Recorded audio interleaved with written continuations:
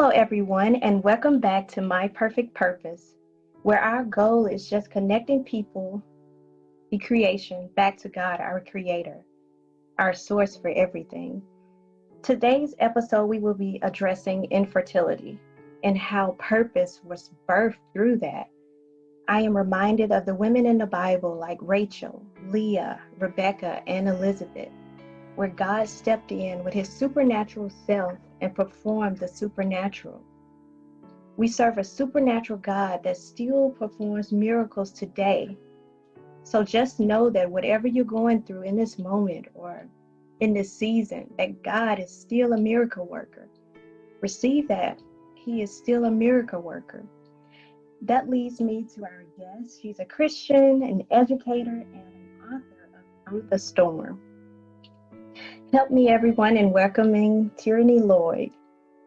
Hi, hello, everybody. Hope everybody's doing well on today. Thank you so much for joining us. I'm so excited because you have a very, very important message just to get out. So I guess we'll just jump right in. In your book, Through the Storm, it was birthed from a place of pain, which later, I guess, led to purpose by sharing your story, and encouraging other women to be free and whoever may be going through infertility. So tell me a little bit about your journey from infertility to supernatural fertility. Okay. So just like you said, my story began with an unexpected beginning. I'll just kind of say that, most women, when you get married, you soon expect to eventually have children, and you don't think about the fact that you may struggle trying to bring them into this world. But that is something that I dealt with, which was, like Jessica said, infertility. So my husband and I, we married in March of 2004. But I'll kind of backtrack a little bit. Okay. Prior to us getting married, we dated maybe 4 years before we married, but maybe year 2 of dating, we ended up getting pregnant. And so that was during the time I was trying to really, get my career started. I had finished college and I had just enrolled into a master's program, and I just felt like, at that particular time, having a baby was just not what I wanted to do at that particular time. And my husband, which was my boyfriend at the time, he was just like, well, we'll work through it, we'll figure it out, and, let's just, move on, and, God will work everything out.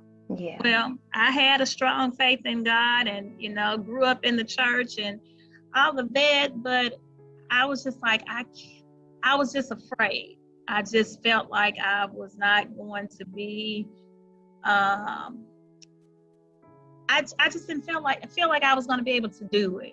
Yeah. And so I told him, I said, well, I don't think I want to continue on with the pregnancy. And my family, they tried to talk me out of it, and it was just like I had made up my mind. So I ended up terminating the pregnancy, not really thinking about the repercussions or what could happen as a result of that. At that particular time, I was just being, no other word, but it was selfishness. Yeah. And not really realizing the gift that God had placed inside of me. So fast forward, 2 years after that, we got married, and we decided that we wanted to start a family. Mm-hmm. So I got pregnant.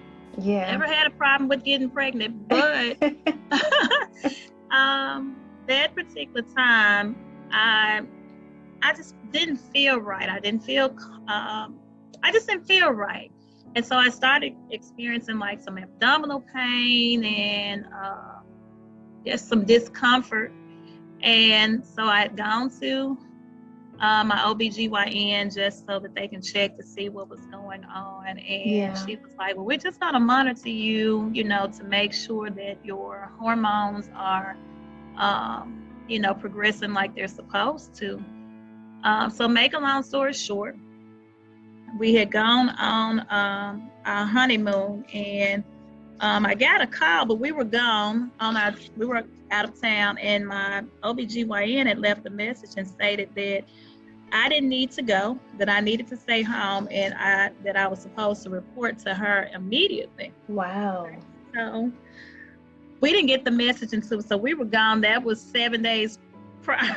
So once we got back, I checked at that time. We, checked the voicemail, and I was like, oh my God. So I said, let me call her.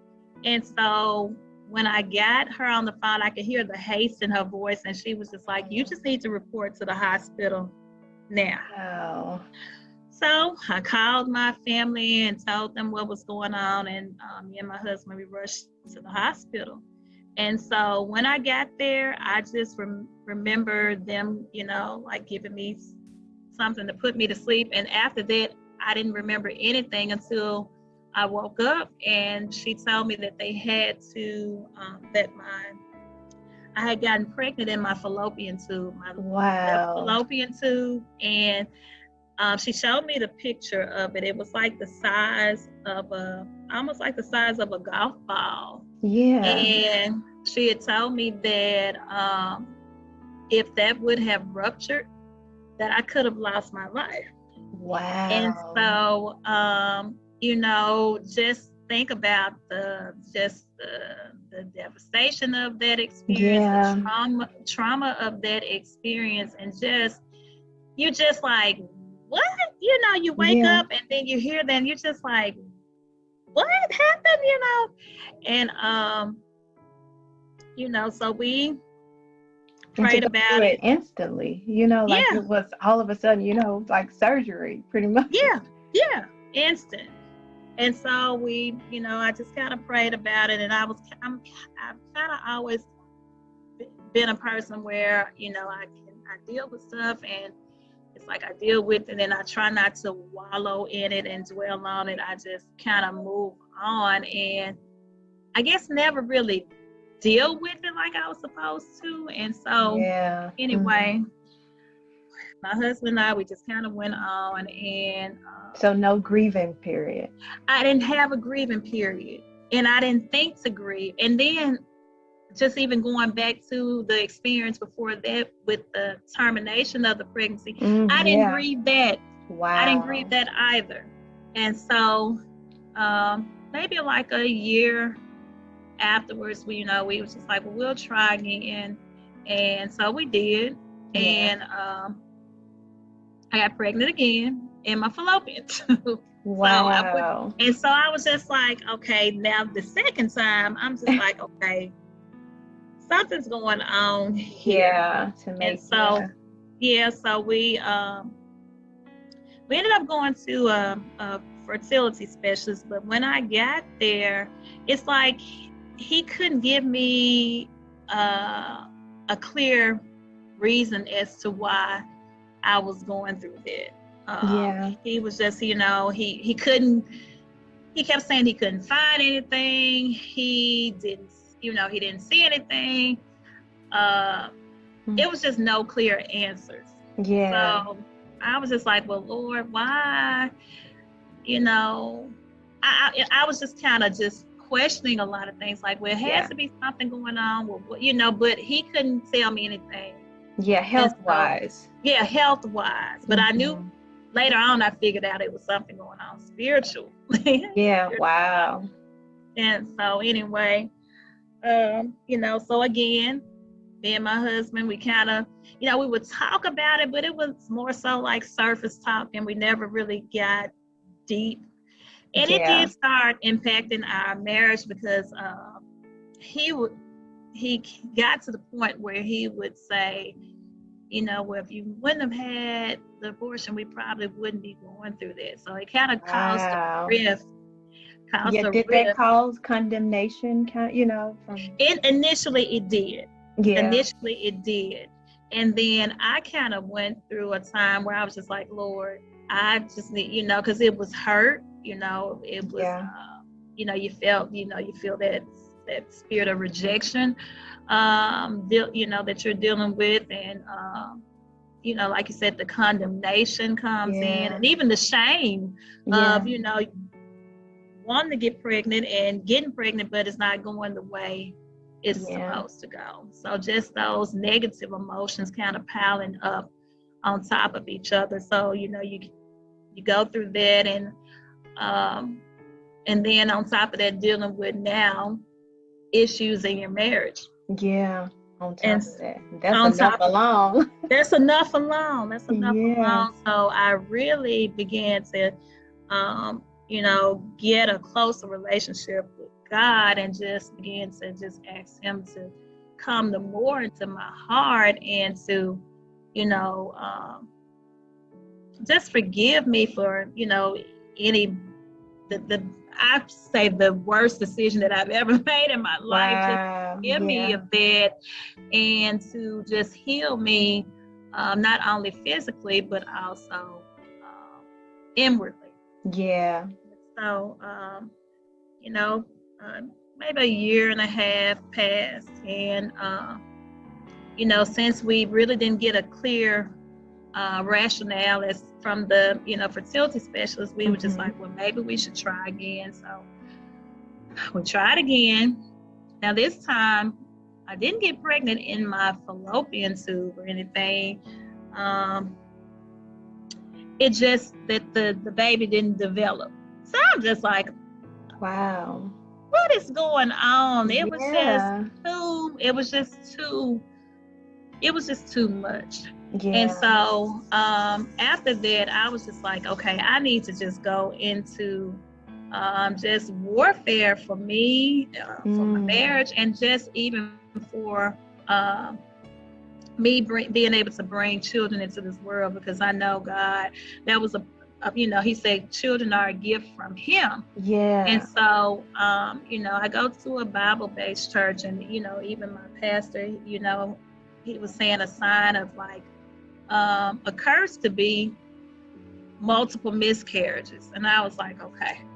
So I began to, go into warfare over myself, going to warfare over my womb, just praying healing scriptures over my body, over my using that authority. And taking authority, taking authority over those things.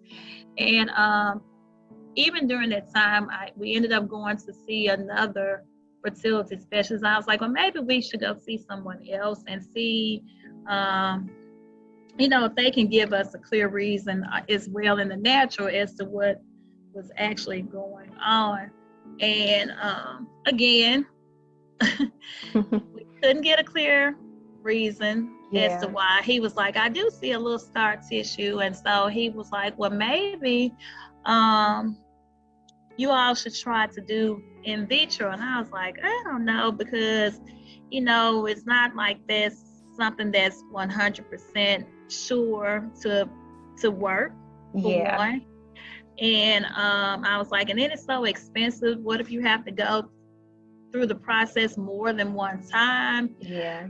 I was just kind of iffy. So he came back. He was like, well, he said, well, we have some type of like study going on where because you've had multiple, they still called it miscarriage, even though it it was different anyway.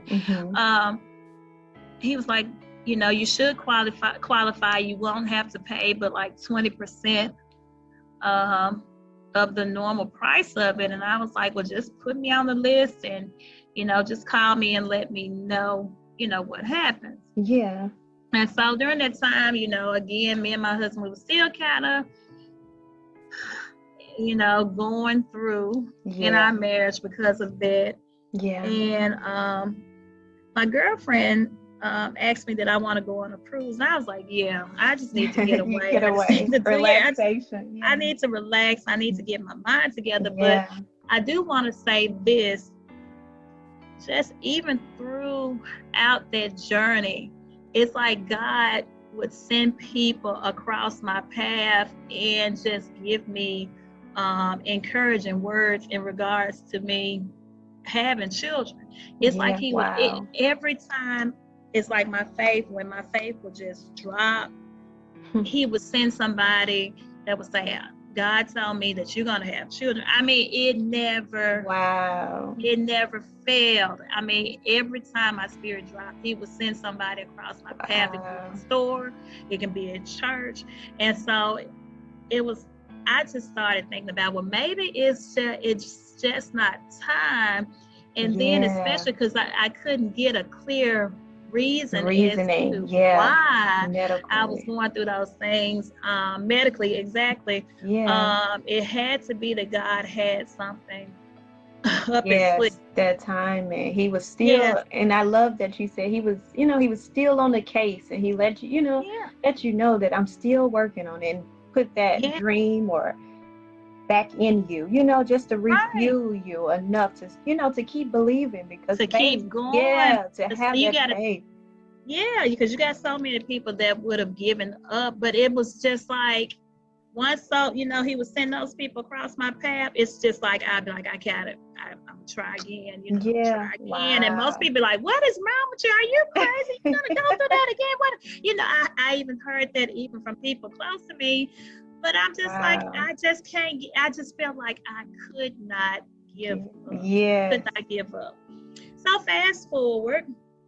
So we went on the cruise, and I just relaxed and just kind of got my mind together, and I just needed to get away. So when I returned, I was like, I hadn't heard from the fertility specialist. He didn't call me and say, if we were going to be able to do the in vitro, or just tell me, what was going, what happened. So I called, and so I was like, for sure, well, maybe this is God's way of, me being able to bring children into the world. So I called him, and I spoke with one of his nurses, and she was just like, well, no, we're not going to be able to do the fertility specialist because they said you've had too many miscarriages. I'm like, oh my, what? So then I was like, well, I said, I don't know what to do. I said, God, I just give it to you. I don't know what else to do. I said, I prayed. I'm still trusting that it's going to happen. But I was like, because I just thought that, a lot of times we look for the easy way out and just think, okay, well, that's what's going to happen. And that's set on that. But so I was a little disappointed. And so I just said, we'll just move on. So I spoke with my OBGYN because he knew I was going to see a fertility specialist, and it was like, this what he told me. He said, okay, well, guess what? We're just gonna keep trying. Oh wow. I was like, I love that positive energy. I said, are you sure? I was like, you really? He was like, yeah. He said, we're just gonna keep trying. And maybe a month afterwards, I got pregnant. And so it was funny because my husband, he was speaking at one of my sister's churches. And I noticed that while he was there, he just kept kind of looking at me. And he was like, when the service was over, he said, I think you're pregnant. Wow. And which he always knew when I was, but I guess he could just tell. And I was like, what? Yeah, so, wow. What? Yeah. And so I said, well, let's go see, we'll just get a test and we'll go see or whatever. And I was. He was like, well, you need to go ahead and make an appointment, because we will always get afraid because of all the things that that fear creep back in. The fear creeped in. And so this particular time he went with me.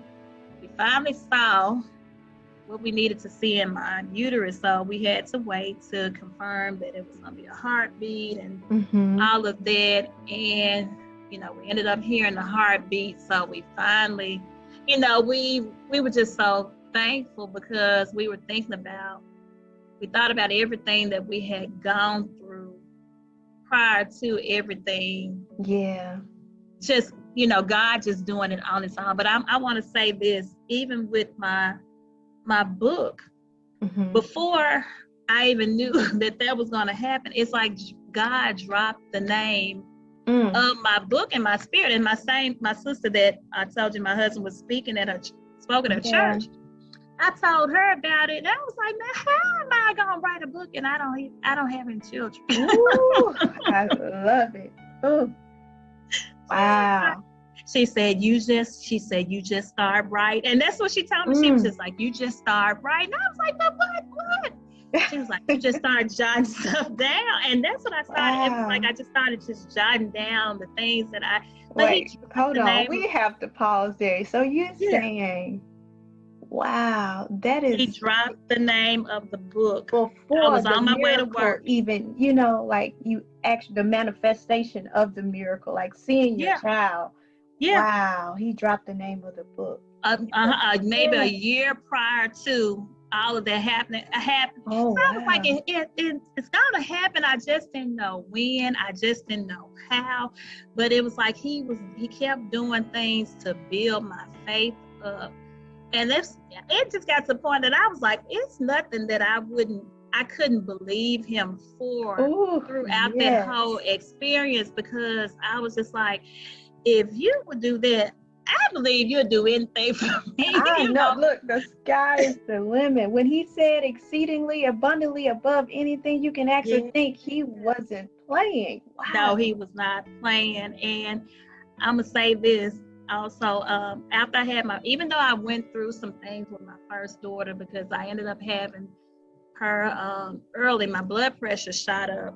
Yeah. And I said, it's just the enemy. He did not want me to bring those girls into it was something. He didn't want them to come into this world for some reason. And it was like he was throwing all types of things at me to keep that from happening. But when I got pregnant with my second baby, because I only had one fallopian tube. So, it's hard to, get pregnant with a fallopian tube. So after I had my first one, and we got her healthy and, all of that, I got pregnant a year and a half afterwards.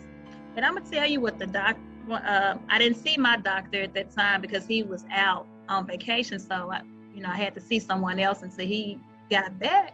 Yeah. And that doctor told me, he said,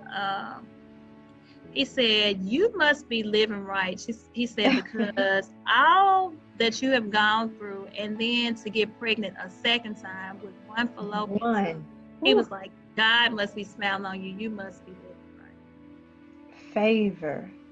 Favor. Yes. Exactly. And double for my trouble. Yes. Yes, ma'am. Yes. He said he's going to give you more. Yes. Yes. Wow, your story is amazing. Thank you. So go ahead. I just want to ask you, like with other women that are going through, any storm in their life, what kind of encouragement could you give them? The main thing I would tell them is just to trust God. Just to trust God. A lot of times we go through and we think it's because we've done something wrong, or we're not living right, or but God loves us in spite of, and we have to get to learn that the love and the depth of that love that he has for us. And he's concerned about everything that we're concerned about. So we got to learn to take those and cast those cares on him, because he cares about us. So that's one thing that I learned. Secondly, I learned to just trust him in spite of, and realize that everything happens in due, everything has a season. There's a season for everything, and we got to learn to enjoy the season that we're in. It doesn't mean that it's not going to happen. It just may not be the time. And like for me, I felt like, now that I look back, it just was not the time. Yeah, it wasn't the time. It wasn't time. So we can't, a delay is not a denial. I'll say that. And we have to learn that, just because those blessings have been delayed, that does not mean that they have been denied. and we just have to just continue to speak his word over our lives, and eventually he will manifest those words. Yeah, use that authority. I love when Yes. you said you just going to war. Like, yeah, I had to, because I knew what it was. I recognized after the teaching that I was getting, I recognized what it was. And a lot of times we could be battling, even though we can be battling things that have taken place with some of our ancestors. I know a lot of times people don't get into and may not necessarily believe in, that you can experience generational curses, but you can. Yeah. And you don't realize that that's what you're going through, and you have to take authority over those things and be like, no, you can't have my family, you can't have my marriage, you can't have my health, you can't have any of those things, because those are gifts from God. Yes, because the devil will replay stuff in your mind over and over, and then sometimes you'll start to believe that because that's what you're hearing. Yes, definitely. Definitely. Yes, encourage people to read their word daily, so those can be the thoughts and those can be the words that you hear, instead of, because the devil, he's going to play it back and back and over. He's going to try his best to deceive you and fill your head with lies, but you have to. Right. And you have to go ahead. No, you go ahead. And I was going to say, you have to, like you said, speak those words, and and I forget how the scripture goes. Speak those things that be as though they were. Yeah. And sometimes, the enemy will send negative people across your path that may discourage. Like I told you, I even dealt with it. Yeah. But you have to believe what God says. That is believe true. What His word, and just take it, because I know people always say, you strong-willed. I have to be, because I cannot live beneath the way that God has destined for me to live. Yeah, definitely. You have to be able to block, those negative words out. I thought about Job when you said that, his friends and even his wife was telling him to curse God, but, he stood his ground because he knew the God he served and knew what God can do. And like you said, in the right timing. So I want people to understand patience. Yes. Waiting on God. Yes. Definitely. Yeah, patience is, I know a lot of times we don't want to wait, we want it now, because we live in an instant, culture. We get stuff, fast food, microwaves, or whatever we want. We usually get Amazon, 1 or 2 day delivery. But I mean, we have to trust God's timing. Right. And not only that, sometimes you can have people that you can get to the point where you're comparing your life to someone else's, and you're like, well, why can't I have those things, or what's going on with me, or why what's you get to all those questions begin to run through your mind, and God does not want us to live that way either. Yeah, that is so true. That is so true. So I want to know, I know my audience wants to know, how can we get your book? Like, where is it available? Give us all the details. Okay, so you can order my book on Amazon. You can get it there. Also, you can go to my bookstore and you can order it there. So I've been telling most people to order it through Amazon, which is the easiest. Yeah. So, just type in Through the Storm and put my name in there, and you'll see it pop up. That's the easiest way to order. Yeah. Well, thank you so much for sharing your story. I feel encouraged. Like, whatever God said, when you pray, believe that you receive and you shall have what you say. Exactly. Yes. So audience, you start speaking those things, whatever, that you want, just believe. You've been asking God for something. Don't think he has forgotten. I think it was Elizabeth when she was pregnant with John the Baptist. Well, before then, it took her a while. Right. Yeah, and to the point when the angel appeared and told her that God has heard her prayer, she forgot about it. Right. She didn't know, what are you talking about? But it leads you to the timing. It wasn't time for John the Baptist to come back then. John had a purpose. Ooh, we're back to purpose. He had to be Back to the one purpose. to come back before, come before Jesus. He Right. was the one to introduce him. So he had a time, if he was born before then, he might have not have been the one. Right. So just think about Right. timing and purpose. God has a plan. He knows the plan. Get in touch with, like I said, our creator, just to get that plan. Right. And it Yes. makes me think about that scripture. He knows the plans he has for us, plans to prosper us and bring us to an expected Yes. end. Well, I have to end my game. Well, in our session on the game, it's called a moment to minister. So what you do, you choose a number between 1 and 55, and then you just speak on it for a little bit. Whatever your, God leads, put on your heart about it. So give me your number. Okay, I'll pick 10. Okay, number 10. Wow, it's just simply purpose. Okay. So just purpose. I know a lot of people, you'll be surprised when you talk to adults, they'll say that they don't know what their purpose is. Yeah. And a lot of times our purpose is birthed through our pain. I will say that that thing that is like, it seems like you keep going through the same issue or having the same problems in your life, and you're wondering why am I constantly going through this? Yeah. And when you overcome it, then you understand.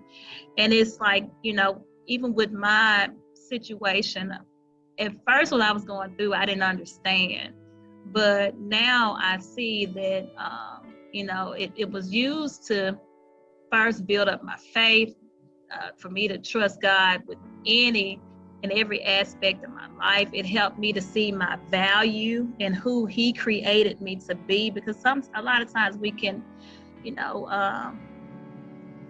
we allow people to kind of dictate who we are, and we shouldn't do that, because God has created us in His image. So we shouldn't try to live any way contrary to that. And so I just feel that purpose begins with us, and we have to seek God and ask Him, well, what is your will, and make sure that we're walking in His will and walking in the things that He's called us to do, because He wants us to go and share His word and share what He's done for us to other people. So I just feel that that's walking in purpose, looking at what you've gone through, and overcoming it with the help of God, and being able to share how you've overcome that obstacle with other people. Yeah, that is so true. I would like to give a special thanks to my guest, Terriny Lloyd.